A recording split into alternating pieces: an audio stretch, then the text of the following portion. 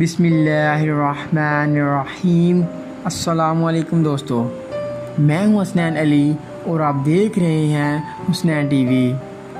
امام مہدی علیہ السلام کون ہیں؟ ان کا اصل نام کیا ہے؟ ان کے والدین کا نام کیا ہے؟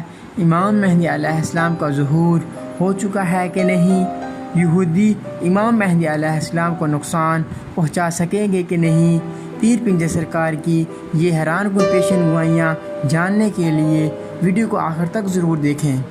سبسکرائب کریں حسنین ٹی وی کو اور بیل آئیکن کو دبائیں انفارمیٹیو ویڈیو سب سے پہلے دیکھنے کے لیے۔ پیر پنجر سرکار نے فرمایا ہے کہ امام مہدی علیہ السلام حضرت مولا علی علیہ السلام کے شہزادے حضرت حسن کی اولاد سے ہوں گے۔ امام مہدی علیہ السلام کا اصل نام محمد یا احمد ہوگا۔ ان کی والدہ کا نام بھی آمنہ ہوگا اور والد کا نام بھی عبداللہ ہوگا۔ پیر پنجر سرکار نے فرمایا ہے کہ واضح دکھائی دے رہا ہے کہ امام مہدی علیہ السلام کا ظہور ہو چکا ہے، وہ دنیا پر آ چکے ہیں اور وہ سعودی عرب میں بھی پہنچ چکے ہیں، بس اب ان کا ظاہر ہونا باقی ہے۔ اللہ تعالیٰ ان کی حفاظت کر رہا ہے۔